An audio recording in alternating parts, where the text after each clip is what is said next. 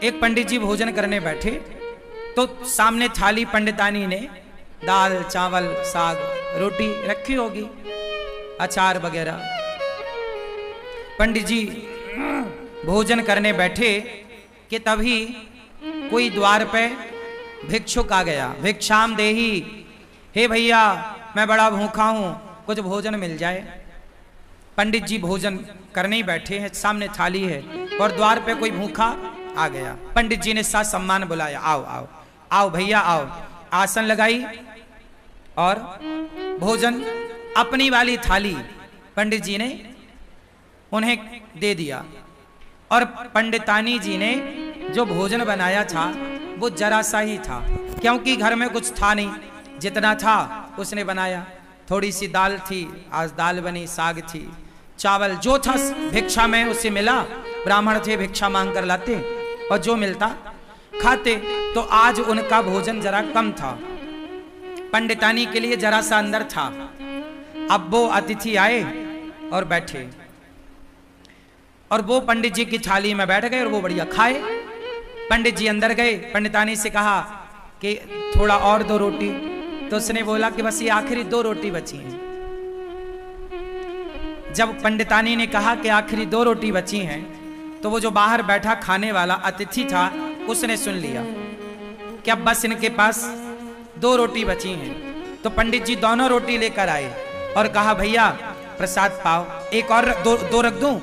उसने कहा नहीं नहीं अब नहीं चाहिए। वो भी समझदार कि अब बेचारे ये क्या खाएंगे, तो मना कर दिया। पंडित जी ने कहा ना, आप हमारे अतिथि हैं, आप पेट भर के खाओ। अच्छा बोले आपकी इच्छा है तो एक रख दो। तो 1 रोटी रख दी गई और 1 रोटी बची। अब वो अतिथि तो बढ़िया दाल चावल सब्जी रोटी खाकर 5 रोटी खाकर खुश था। पंडित जी की थाली में पंडितानी जी ने 4 रोटी रखी थी फर्स्ट में, 5 रोटी एक और मिल गई। 5 रोटी खा के उसका बढ़िया पेट भर गया, वो चला गया। अब दोनों पंडित पंडितानी बचे तो पूरे बर्तन लाके बाहर रखे और थाली लगाई 2। अब 2 थाली लगी हैं, पीछे की बची हुई जरा सी साग। अब आप जानते हैं दाल बची तो क्या बची होगी, जरा कटोरी आधी कटोरी। अब उसमें दोनों लोगों ने थाली अपनी पंडित पंडितानी ने तैयार करी और रोटी थी 1। तो आधी रोटी पंडित जी ने रखा, आधी रोटी पंडितानी जी ने रखी। और चावल जरा सा रहा होगा तो थोड़ा सा चावल आधा आधा उन्होंने रखा और उन्होंने प्रसाद पाया। अब ये सोचो कि आधी रोटी में क्या पेट भरता है। दिन भर से आदमी कुछ नहीं खाया, शाम को भी कुछ नहीं मिलना, एक ही बार खाना है और नाश्ता भी कुछ नहीं हुआ, आधी रोटी मिली। तो आधी रोटी शेयर सब्सक्राइब करें और कमेंट्स में राधे राधे लिखना ना भूलें। खाए। अब पंडित जी ने जैसे ही भोजन किया आधी रोटी का और जरा से चावल का और खा के ना उन्होंने हाथ धुले। तो उनके हाथ का जो धुलने का पानी था वो पहले के लोग ना आंगन में बाहर जाके हाथ धुलते थे, थाली में हाथ धुलने की परंपरा नहीं थी। आज भी हम लोग थाली में हाथ नहीं धुलते, आप लोग खाते हो थाली में हाथ निचोड़ देते हो, ये गलत परंपरा है। हाथ कभी थाली में नहीं धुलना चाहिए। थाली को खा लो, मतलब दाल चावल सब्जी रोटी एक एक दाना खा लो और थाली को धुलो, थाली पे हाथ मत धुलो। पंडित जी बाहर हाथ धुलने गए तो जहां उन्होंने हाथ धुला वहां एक छोटा पेड़ था। वहां पेड़ के पास ना एक नेवला था। क्या था? नेवला। सांप और नेवले की लड़ाई होती है ना, तो नेवला जीतता है, वो नेवला था। तो नेवला के पूंछ की तरफ पंडित जी के हाथ का धुलने का पानी गिरा और वो नेवले की पूंछ गीली हो गई। आधा पीछे का हिस्सा, पूंछ का हिस्सा गीला हुआ और जैसे ही पूंछ पे पानी गिरा उसके पूंछ का रंग सोने जैसा हो गया, सुनहरा। नेवले ने पूंछ देखी, पंडित जी से बात करी, पंडित जी आपने पानी डाला तो मेरा देखो ये रंग सुनहरा हो गया, सोने जैसा, मेरी पूंछ सोने जैसी हो गई। आप एक काम करो, मेरे पूरे शरीर में पानी डाल दो, मैं सुंदर हो जाऊंगा। पंडित जी बोले मैंने तो अपना हाथ धुल लिया। नेवले ने कहा महाराज ये बताओ कि आपके पानी डालने से मेरा ये शरीर का रंग कैसे बदल गया, सुनहरा हो गया, सोने के कलर का। अब मुझे पूरा शरीर सोने का करना है, पूरा शरीर सोने की तरह चमके मेरा, आधा हो गया मेरा, आधा बताओ कैसे होगा? कल मैं आऊं, आप मेरे ऊपर फिर हाथ धुल देना। पंडित जी बोले नहीं, अब तुम जाओ धर्मराज युधिष्ठिर के राज्य में। धर्मराज युधिष्ठिर यज्ञ कर रहे हैं, उस यज्ञ में ब्राह्मण लोग भोजन कर रहे हैं। जाओ, जहां ब्राह्मण लोग भोजन करके हाथ धुलेंगे, धर्मराज युधिष्ठिर सबको अन्नदान कर रहे हैं, बहुत बड़ा यज्ञ हो रहा है। जाओ, यदि तुम्हारा किसी ब्राह्मण के हाथ धुलने के जल से यदि तुम्हारा शरीर सोने का हो जाए तो समझ लेना कि धर्मराज का यज्ञ पूरा हो गया। जाओ। अब वो नेवला बड़ा खुश धर्मराज युधिष्ठिर के राज्य में पहुंचा, और जहां सारे ब्राह्मण भोजन करते और पानी से हाथ धुलते एक अलग जगह पर, नेवला जाके वहीं बैठ गया। हजारों नहीं लाखों ब्राह्मणों ने हाथ धुले, हजारों नहीं लाखों लोगों ने प्रसाद पाया, लेकिन नेवले का रंग सुनहरा नहीं हुआ। अब जब सारे ब्राह्मण खाए, दक्षिणा ले लेके चले गए, तो धर्मराज युधिष्ठिर बोले देखो, अर्जुन बोले कि देखो, अब राजाओं की एक सभा लगी। उस राजाओं की सभा में अर्जुन ने बोला, भीम भैया ने बोला, देखो आज तक के इतिहास में इतना बड़ा अन्नदान जितना बड़ा धर्मराज युधिष्ठिर ने किया, जितना बड़ा यज्ञ युधिष्ठिर ने किया, आज तक किसी ने नहीं किया। इतना बड़ा यज्ञ किसी ने नहीं किया, इतना बड़ा अन्नदान किसी ने नहीं किया, इतना सारा सोना चांदी हीरा मोती दान दिया युधिष्ठिर जी ने। तब नेवला बोल पड़ा, नेवला, ए भीम चुप रह। नेवला बोला, भीम भैया चुप रहो, कोई यज्ञ व्यज्ञ नहीं हुआ यहां। यज्ञ तो एक ब्राह्मण के घर में हुआ था। कौन हो तुम? नेवले को बुलाया। भीम भैया ने पूछा, तुम कौन हो? नेवले ने कहा, भैया मैं तो नेवला हूं।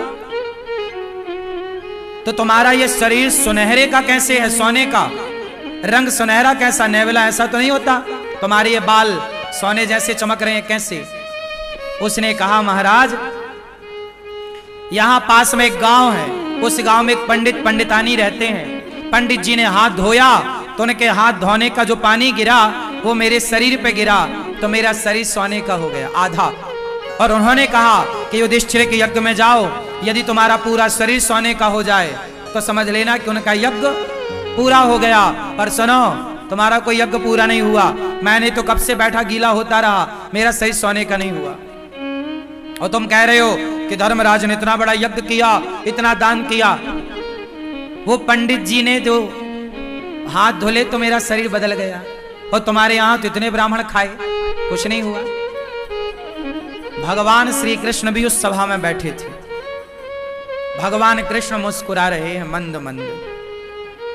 अर्जुन गए, हे श्याम सुंदर, ये आप ही जानो ये नेवला कौन, ये क्या कह रहा है, आप बताओ कि यज्ञ पूरा हुआ कि नहीं।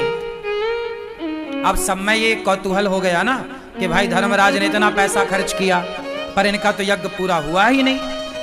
नेवला कह रहा है कि जब तक पूरा शरीर सोने का नहीं होगा यज्ञ पूरा नहीं माना जाएगा। अब श्री कृष्ण से जब कहा गया तब भगवान श्री कृष्ण ने कहा कि सुनो, अभी आपका यज्ञ पूरा नहीं हुआ, इसलिए इसका शरीर सोने का नहीं हुआ। हो जाएगा पूरा तो इसका शरीर निश्चित सोने का होगा। अर्जुन ने कहा कि हे प्रभु, लाइक शेयर सब्सक्राइब करें, मेरे और भाई राधे ने राधे लिखना ना भूलें। युधिष्ठिर जी ने जितना बड़ा यज्ञ किया, आज तक इतना बड़ा यज्ञ किसी ने नहीं किया। जब किसी ने नहीं किया तो इसका आधा शरीर सोने का कैसे हुआ? भाई इतना बड़ा यज्ञ तो किसी ने नहीं किया, और ये इसका शरीर पूरा सोने का यज्ञ में होगा, तो आधा शरीर जो इसका सोने का हुआ वो कैसे हुआ, मैं ये जानना चाहता हूं। तब भगवान कृष्ण बोले, नेवला तू ही बता। तब नेवले ने बताया कि महाराज मैं वहां गया पंडित जी भोजन करने बैठे थे, कोई अतिथि आया तो अपनी थाली खिसकाई और आधी रोटी खाई और संतोषजनक भाव से उन्होंने अतिथि को भोजन कराया और जितना मिला ईश्वर का धन्यवाद देकर बिना शिकायत के और प्रसन्न चित्त से दोनों पति पत्नी आनंद से थे। उन ब्राह्मण का, संतोषी ब्राह्मण, भक्त ब्राह्मण, वो भक्त था, संतोषी था, उस संतोषी और उस भक्त का हाथ का जब धौमन मेरे शरीर पर पड़ा तो मेरा शरीर आधा सोने का हो गया। अर्जुन बोले प्रभु ये क्या है? भगवान बोले अर्जुन तुम्हारे भाई ने करोड़ों रुपए खर्च करके जो यज्ञ किया, करोड़ों रुपए खर्च करके उस यज्ञ से तुम्हारे भाई को जितना पुण्य नहीं मिला उससे ज्यादा पुण्य उस ब्राह्मण को एक भूखे को भोजन कराने से मिल गया। क्यों? क्योंकि तुम्हारे पास तो करोड़ों हैं तो तुम करोड़ों खर्च कर रहे हो, पर ब्राह्मण के पास तो एक थाली भोजन ही था, 4-6 रोटियां ही थी, लेकिन उसने अपना संपूर्ण दान कर दिया, सर्वस्व दान कर दिया। उसकी तो सर्वस्व के नाम पर इतनी ही संपत्ति थी ना, थाली में भोजन। अर्जुन बोले अब ये बताओ इसका शरीर कैसे सोने का होगा? बोले आपके राज्य में कोई भूखा है, जाओ पहले खोज करो। खोज किया तो पता लगा कि जंगल में एक महात्मा भूखे बैठे हैं। धर्मराज का यज्ञ सब ब्राह्मण भोजन कर लिए, पर एक ने नहीं किया तो अभी यज्ञ पूरा नहीं हुआ। उस महात्मा को बुलाया गया, निवेदन किया गया और जब वो आए और उन्हें भोजन कराया गया और जब उन्होंने हाथ धुले तो उनके हाथ का धौमन इसके शरीर पे जाकर पड़ा तो इसका पूरा शरीर सोने का हो गया, एक सा हो गया, पीछे से आगे तक सुनहरा हो गया, पूरा इसके बाल बिल्कुल सोने की तरह चमकने लग गए। घंटा बंधा था, टन टन टन टन करके बजने लग गया। युधिष्ठिर आपका यज्ञ संपन्न हुआ। यज्ञ कब पूरा हुआ? जब भोजन कराया। कोई भी यज्ञ कर लो साहब, जब तक अन्नदान नहीं करोगे वो यज्ञ पूरा नहीं होगा। लाइक शेयर सब्सक्राइब करें और कमेंट में राधे राधे लिखना ना भूलें। सबसे बड़ा यज्ञ अन्नदान ही है। आप और किसी यज्ञ में उलझो मत, आप सीधा किसी भूखे को भोजन करा दो, वही सबसे बड़ा यज्ञ है। इसलिए गौरी गोपाल आश्रम में रोज यज्ञ होता है। कौन सा यज्ञ? सेवा का यज्ञ। सवेरे 8 बजते ही संतों की टोली आ जाती है, कीर्तन करने लग जाती है। रोज गोविंद हरे गोपाल हरे, रोज कीर्तन होता है गौरी गोपाल में संतों के द्वारा, और उन्हें भरपेट आप लोग दान करते हो, उन्हें आप भोजन कराते हो अपनी ओर से।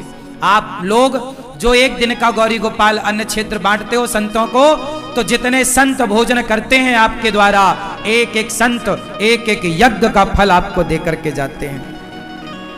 इसलिए गौरी गोपाल आश्रम में जो संत भोजन करते हैं वो किसी यज्ञ से कम नहीं है। तो आप भी अपनी बेटी के नाम से, बेटे के नाम से अन्नदान जरूर करिए।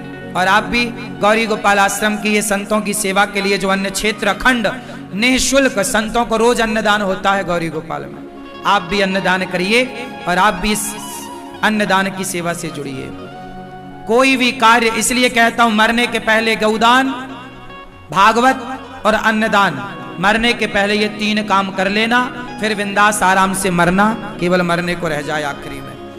मरने के टाइम आदमी कुछ कर नहीं पाता, जीते जी कर लो अच्छे काम, मरने के टाइम कोई ध्यान नहीं रहता। सही है?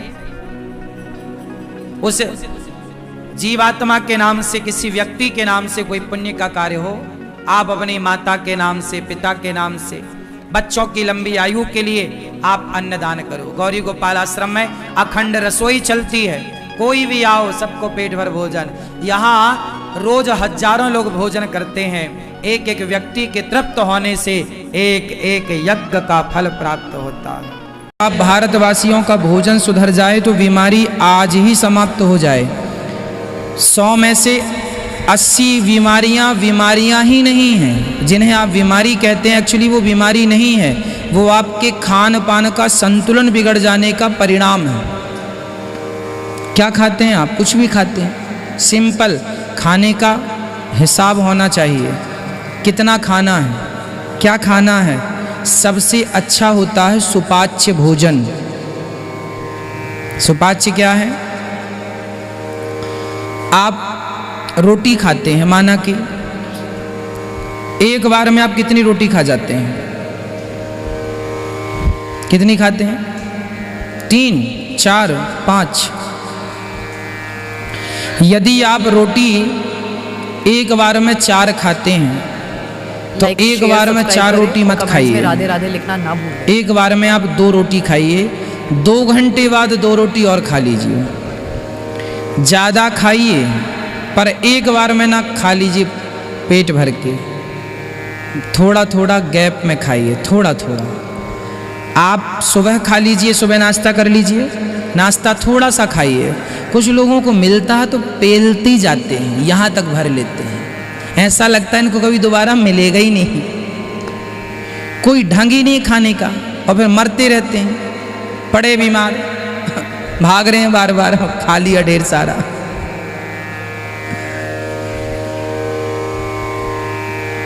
एक सज्जन थे, वो खाने के लिए निमंत्रण था, पड़ोस में निमंत्रण था, खाने चले गए। खिलाने वाला बड़ा मस्त था, उसने कहा खाओगे? खा जब लिया पूरा, तब उसने कहा सुनो, एक पूड़ी 100 रुपए की, खाओ, एक पूड़ी 100 रुपए दूंगा। अच्छा तो एक काम करो, 3 और रख दो, लाओ 300 रुपये। पूरा खा लिया, तब 3 पूड़ी और खा गया, 300 रुपये लिया। अब बोली अब बस 3, अच्छा 500 की एक पूड़ी खाओगे? अच्छा 3 और लाओ, 1500 हो गए, 3 पूड़ी और 6 एक्स्ट्रा पील गया। अब 1000 रुपये की एक पूड़ी खाओगे? हाँ हाँ 2 और लाओ। इतना खा लिया पैसों के चक्कर में, खाते खाते खाते 10,000 का खा गया। देने वाला भी देता गया, खाता गया। जब खा गया उसने कहा साहब अब 5,000 की एक पूड़ी। 5,000? एक ले आओ, एक तो खा ही लेते हैं। वो भी खा लिया। अब खाओगे? ना साहब अब मर जाऊंगा। अब खाया तो प्राण निकल जाएंगे। अच्छा 10,000 की एक पूड़ी, अच्छा एक लाओ। खाया, खा तो लिया पर वो लेट गया। लोगों ने कहा और चाहिए ना, अब तो आप 50,000 दोगे, नहीं चाहिए। तो फिर एक काम करो, अब यहाँ मत पड़े रहो, घर जाओ। बोले अब घर जा नहीं सकते, एक काम करो खटिया में रख के ले जाओ, छोड़ के आओ, हमसे उठा नहीं जा रहा। तो उसे खटिया में रख के ले जा रहे थे, तो रास्ते में एक सज्जन बोला क्यों जी कहाँ जा रहे हो?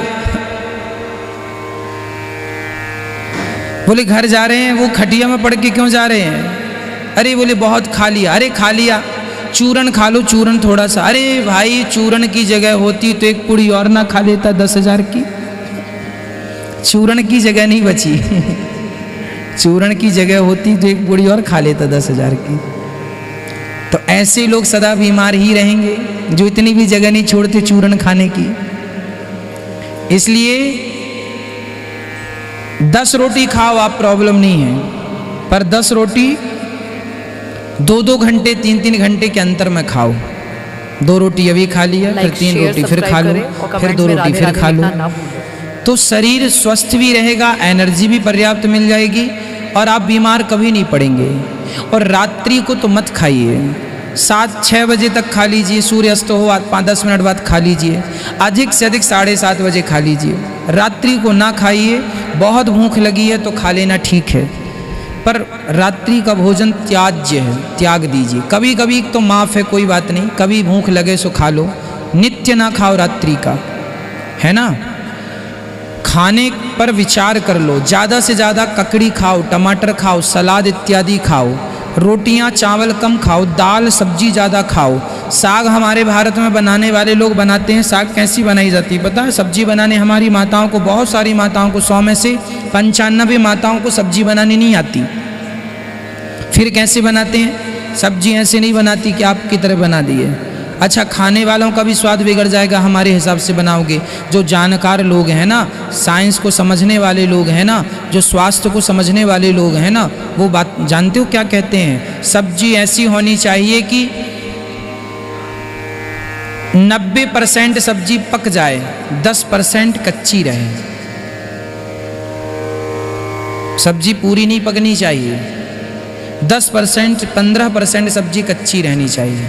क्या होता है, वो सब्जी यदि कच्ची है 10%, तो जो उसके तत्व हैं, पोषक तत्व, वो मरे नहीं हैं, वो आपको जाके शरीर में ताकत देंगे। और सारी पक गई तो जो उसके पोषक तत्व हैं वो भी तो नष्ट हो जाते हैं।